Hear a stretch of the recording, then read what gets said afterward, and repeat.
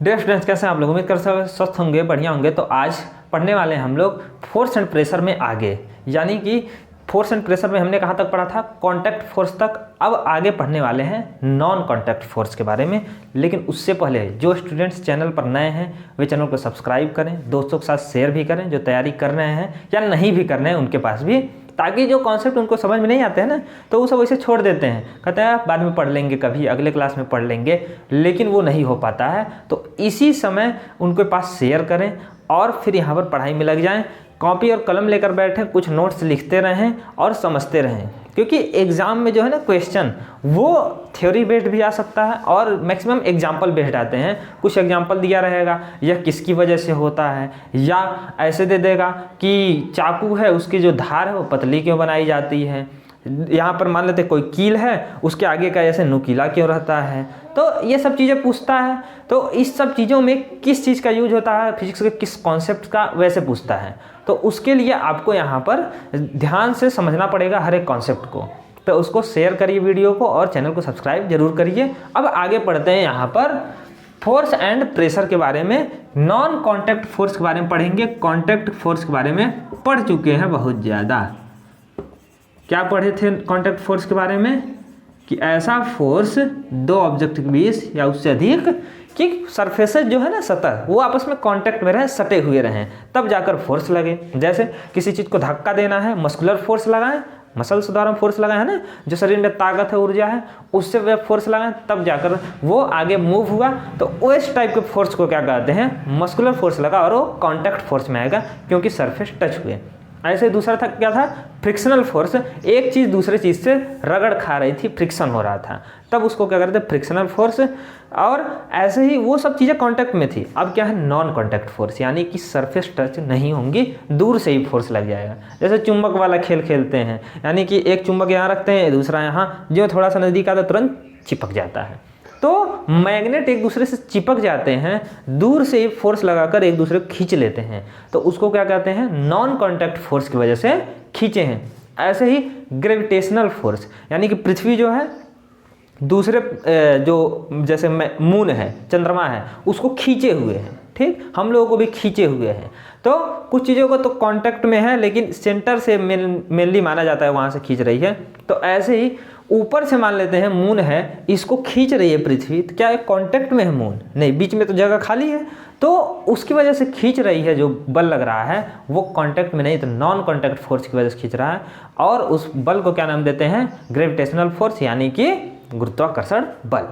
तो यहाँ पर है नॉन कांटेक्ट फोर्स में पहला चीज पढ़ेंगे, यहाँ पर लिख देते हैं सरफेस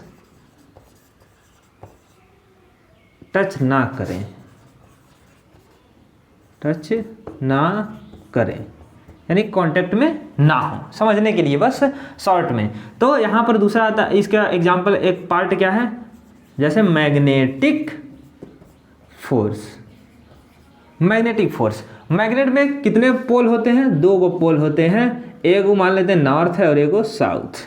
मानना क्या है? यही होता ही है। दूसरा भी है, यहाँ पर एक नॉर्थ है, दूसरा साउथ, बीच में ऐसे डिवाइड कर दिए। ये एक तो मैग्नेट कई प्रकार का होता है। तो यहाँ पर नॉर्थ एक और रहता है, एक और साउथ रहता है। ये कैसे जानते हैं? तो एक रस्सी बांध करके ना बीच में से ऐसे इसको लटका देंगे जब, तो बार मैग्नेट है ये, यानी कि एक ऐसे रहेगा, इस टाइप का मैग्नेट समझ सकते हैं। तो इसको जब लटकाएंगे तो नॉर्थ और साउथ डायरेक्शन में यहाँ पर रुकेगा। तो इसलिए जान जाएंगे कि एक नॉर्थ पोल है और एक साउथ पोल, मतलब अपने अनुसार जो डायरेक्शन है उसमें कौन सा ईस्ट होगा, कौन सा वेस्ट होगा, नॉर्थ साउथ, तो इस हिसाब से जानेंगे कि कौन सा होगा।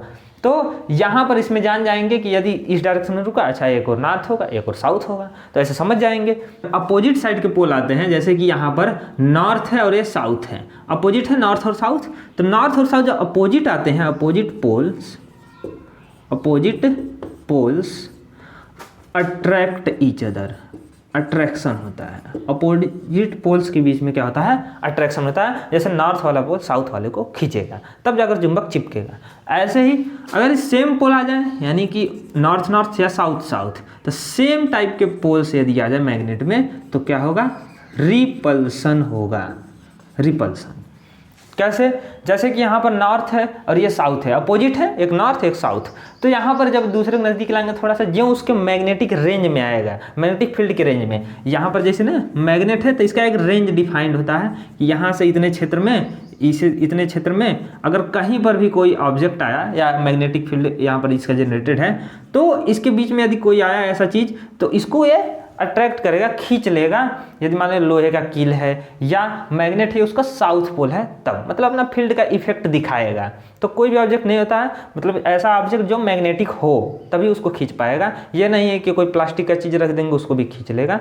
तो यहाँ पर ये क्या करेगा, नॉर्थ वाला है और इसको खींच रहा है, तो मैग्नेटिक फील्ड इसके बीच में जहाँ तक है इसका रेंज है वहीं तक खींच पाएगा। इसके बाहर कहीं रख दिए तो इस पर उसका इफेक्ट नहीं होगा, कुछ भी इफेक्ट नहीं पड़ेगा, ये ऐसे ही पड़ा रहेगा, नहीं रिपल्सन होगा नहीं अट्रैक्शन होगा। भले ये कोई भी पोल रहे, इधर नॉर्थ रहे इधर साउथ रहे, कुछ भी रहे, कुछ भी नहीं इफेक्ट होगा।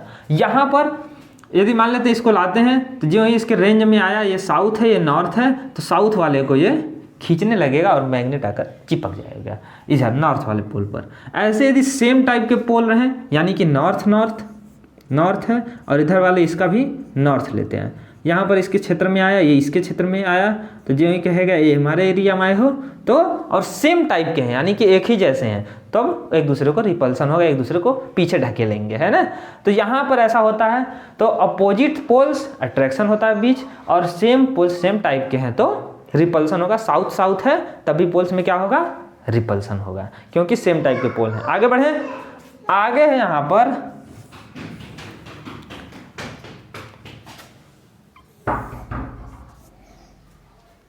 क्या है, अब आगे आता है electrostatic force. Electrostatic force, electrostatic force क्या होता है, यानी कि इलेक्ट्रॉन, ऐसे समझेंगे तो इलेक्ट्रॉन स्टैटिक अवस्था में रहे, लेकिन ऐसा नहीं है। मतलब जो चार्जेस हैं, चार्जेस क्या होते हैं, कोई भी चार्जेस कहते हैं प्रॉपर्टी है एक, जो कोई मैटर है उसके बीच का, मतलब उसके अंदर का प्रॉपर्टी है कि वो या तो कोई चार्ज रहेगा उसमें पॉजिटिव निगेटिव दोनों हो सकते हैं, या उसमें निगेटिव किसी में ज़्यादा हो सकता है, किसी में पॉजिटिव ज़्यादा हो सकता है। तो ऐसा मानते हैं इलेक्ट्रॉन की वजह से होता है, इलेक्ट्रॉन ज़्यादा है, इलेक्ट्रॉन की संख्या तो निगेटिव हो गया, और यहाँ पर प्रोटॉन जो है वो किसी साइड या किसी अलाइनमेंट में कम हो तो पॉजिटिव हो गया, यदि इलेक्ट्रॉन उसमें कम है तब। तो ऐसा है। तो इलेक्ट्रोस्टैटिक फोर्स क्या होता है, जब इलेक्ट्रॉन स्टैटिक अवस्था में यानी मूव ना करे, जैसे कि बिजली आ रहा है, ठीक, लाइट जल रहा है, तो इलेक्ट्रॉन वहाँ पर मूव कर रहे हैं, तो वो क्या हो गया, इलेक्ट्रॉन मूवमेंट कर रहे हैं, तो करंट में फ्लो हो रहा है, तो उसको करंट नाम देते हैं। मतलब कि इलेक्ट्रॉन फ्लो कर रहे हैं तो उनको कहते हैं करंट हो रहा है, करंट फ्लो हो रहा है। यहाँ पर इलेक्ट्रोस्टैटिक मतलब क्या है, जैसे कोई चीज़ है, ऐसे एक कलम लेकर नहीं बाल में रगड़ते थे और उसके बाद कागज़ को चिपकाते थे, चिपक जाता था, तो उसमें क्या होगा, इलेक्ट्रोस्टैटिक यानी कि स्टैटिक अवस्था में, इसमें तो बिजली कोई दौड़ नहीं रहा है, तो स्टैटिक अवस्था में यानी कि उसमें चार्ज डेवलप हो गए हैं, तब उसको कहते थे इलेक्ट्रोस्टैटिक चार्ज का डेवलपमेंट होना, और वे फोर्स लगाते हैं, है ना। वो जो चार्ज डेवलप हुआ था ऐसे फ्रिक्शन की वजह से बाल में, कलम में, तभी ना कागज़ को खींच रहा था, तो उस टाइप के चार्ज के डेवलपमेंट को क्या कहते हैं, इलेक्ट्रोस्टैटिक चार्ज का डेवलप हुआ, और वो जो फोर्स लगाता है इलेक्ट्रोस्टैटिक फोर्स कहलाता है। जैसे यहाँ पर कोई ऑब्जेक्ट है, इसको किसी कपड़े में रगड़े, है ना, तो इस पर कोई चार्ज डेवलप हो, मान लेते निगेटिव चार्ज, और दूसरा मान लेते हैं कोई दूसरा ऑब्जेक्ट है, यानी कि प्लास्टिक का रॉड होता है और ये दूसरे चीज़ का रॉड है, लोहे का है, तो इस छड़ पे क्या हो गया, पॉजिटिव वाला मान लेते हैं डेवलप हुआ है। जब ऐसा चार्ज डेवलप हुआ, जब इन दोनों को एक नज़दीक लाएंगे, है ना, तो एक देखेंगे पॉजिटिव चार्ज कितने प्रकार के हैं, एक निगेटिव है और एक पॉजिटिव है। तो जब अपोजिट चार्ज लाते हैं, जैसे यहाँ पर था ना अपोजिट पोल एक दूसरे को खींच रहे थे, वैसे भी चार्ज में भी क्या होता है, इलेक्ट्रोस्टैटिक चार्ज में अपोजिट चार्जेस के बीच में क्या होता है, अट्रैक्शन। ऐसे ही अपोजिट सेम टाइप के जो चार्जेस हैं उनके बीच में क्या होगा, रिपल्सन। रिपल्सन यानी कि एक दूसरे को ढकेलेंगे। तो एक दूसरे को दूर करेंगे। तो अपोजिट चार्ज यानी कि पॉजिटिव और निगेटिव एक पास आएंगे तो खींचेंगे, उसको खींचकर चिपका देंगे।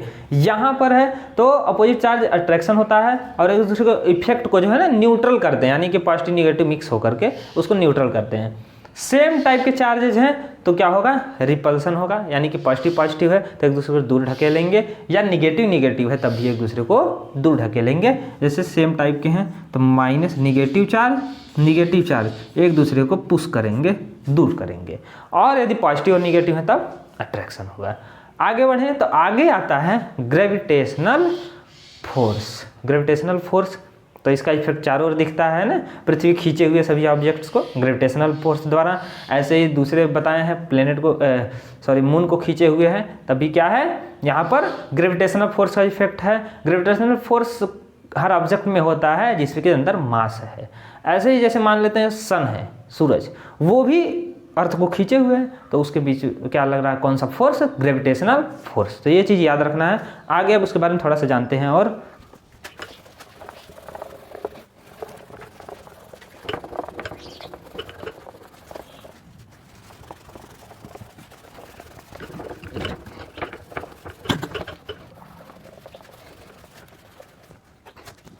अब अगले टाइप का फोर्स आ गया यहाँ पर नॉन कांटेक्ट में ही, मतलब कांटेक्ट में ना आए ऑब्जेक्ट, तब कौन सा है, ग्रेविटेशनल फोर्स, यानी कि गुरुत्वाकर्षण बल। जैसे बताए हैं कि यहाँ पर मान लेते हैं सन है, सूर्य, और यहाँ पर अर्थ है, इसको खींच रही है तो ये गोल गोल घूम रहा है, ऐसे इलिप्टिकल पाथ में घूमता है, यानी कि ऐसे नहीं समझना है कि सीधे गोल गोल एकदम घूम रहा है। और सन जो एकदम सेंटर में भी नहीं है, ठीक। जैसे इसको मान सकते हैं कि यहाँ पर जब इलिप्स के बारे में पढ़ेंगे मैथ्स में, 11th क्लास में पढ़ेंगे, ठीक। तो इलिप्स में पढ़ेंगे, दो को यहाँ पर फोकस होते हैं, तो उनमें से किसी एक फोकस के पास है सन। तो ऐसे वो इलिप्टिकल पाथ में ऐसे पृथ्वी जो है ना, अर्थ घूमती रहती है। तो यहाँ पर ग्रेविटेशनल फोर्स जो यहाँ अर्थ और सन के बीच में फोर्स लग रहा है, वो कौन सा फोर्स है, ग्रेविटेशनल फोर्स। ऐसे ही अर्थ जो लगा रही है दूसरे ऑब्जेक्ट के, जैसे मून के ऊपर फोर्स, तब ये गोल गोल घूम रहा है, तो मून के ऊपर जो फोर्स लगा है वो भी क्या है, ग्रेविटेशनल फोर्स। तो इस बात का याद रखना है ग्रेविटेशनल फोर्स के बारे में, ग्रेविटेशनल फोर्स। अब आगे इसी में से एक आता है कि F equal to formula ma बताए थे, न्यूटन सेकेंड लॉ से यह फार्मूला आया है, न्यूटन के दूसरे नियम से, F इक्वल टू ma। अब देखिए यहाँ पर जब पृथ्वी खींच रही है तो किसका मास है यहाँ पर, तो F इक्वल टू जब ग्रेविटेशनल फोर्स की बात आती है यहाँ पर आता है Gm/r²। अब इसका अर्थ थोड़ा समझना है, क्योंकि इसमें से क्वेश्चंस पूछ सकता है कि दूरी के साथ ग्रेविटेशनल फोर्स क्या होगा, है ना, उसमें क्या इफेक्ट, क्या बदलाव आएंगे, या मास बढ़ा दे तब क्या बदलाव आएगा, ठीक। कोई बड़ा ऑब्जेक्ट किसी छोटे ऑब्जेक्ट को खींच रहा है, उसका मास यदि किसी एक का बढ़ा दें तब फोर्स में क्या इफेक्ट होगा। तो ऐसा नहीं है कि सिर्फ अर्थ उसको खींच रही है, वो भी उस अर्थ को खींच रहा है, लेकिन एक जो है ना जिसके पास मास ज़्यादा, वो समझ लीजिए ज़्यादा खींच रहा है तो दूसरे को खींच दे रहा है। तो ऐसे, तो यहाँ पर भी ऐसे ही चल रहा है। आर जवन है, आर मतलब एक चीज़ ज़्यादा भारी है, तो ऐसे ही तो मास यदि किसी का बढ़ाते हैं, यहाँ पर क्या है, डिस्टेंस है, ऐसे समझ सकते हैं। ये अर्थ है, ये किसी ऑब्जेक्ट को खींच रही है, इसके बीच का जो सेंटर से सेंटर की दूरी है उसको आर नाम देते हैं। डिस्टेंस, आर क्या है, डिस्टेंस है, दूरी है, खींच रही। और इसका मास मान लेते हैं छोटा वाला एम है, अर्थ के मास को मान लेते हैं बड़ा वाला एम है। जरूरी नहीं अर्थ का ही, कोई भी ऑब्जेक्ट हो सकते हैं, दो ऑब्जेक्ट। अब यदि इनके बीच का दूरी जो है ना बढ़ाते हैं, तो यहाँ पर एफ जो है इनवर्सली प्रोपोर्शनल है आर के, मास वही रहने देते हैं, तो एफ इनवर्सली प्रोपोर्शनल तो 1/r² की। और ये जो जी है ये कांस्टेंट है, जी क्या है, कांस्टेंट है। एम मतलब मास है, ये भी मास है। तो एम मतलब मास है लेकिन अलग अलग ऑब्जेक्ट्स के। तो जब डिस्टेंस दोनों के बीच बढ़ा रहे हैं तो फोर्स भी बढ़ रहा है, नहीं घटेगा, है ना। दूरी बढ़ रहा है, जितना दूर जा रहा है ऑब्जेक्ट, तो जो बड़ा वाला ऑब्जेक्ट है, कोई भी ऑब्जेक्ट खींच रहा है उसको, तो वो जब जैसे जैसे दूर जाएगा फोर्स का इफेक्ट कम होगा, क्योंकि ग्रेविटेशनल फोर्स का क्या होता है, फील्ड होता है, और ये फील्ड कहाँ तक है, धीरे धीरे दूरी के साथ ये कम होता है। नज़दीक में बहुत तेज़ी से खींचेगा, ऊपर जैसे जैसे जाएंगे तो ये कम होते जाएगा फोर्स का इफेक्ट, ठीक। तो डिस्टेंस के साथ फोर्स क्या होता है, कम होता है, इन्वर्सली प्रोपोर्शनल है। फोर्स बढ़ेगा, फोर्स डायरेक्टली प्रोपोर्शनल है मास के, m इंटू एम, यानी कि यदि किसी का भी मास बढ़ाते हैं तो फोर्स क्या होगा, बढ़ेगा। यानी कि कोई ऑब्जेक्ट छोटा लिए थे, उसको खींच रहा था, है ना, एक को मान लेते फिक्स कर दिए, तो उसको खींच रहा है, इसको खींच रहा है मास, यदि इसी को बड़ा कर दें तो और ज़्यादा फोर्स से खींचेगा, है ना, जाहिर सी बात है, बड़ा ऑब्जेक्ट है, ज़्यादा तेज़ी से खींचेगा, ज़्यादा फोर्स लगाएगा।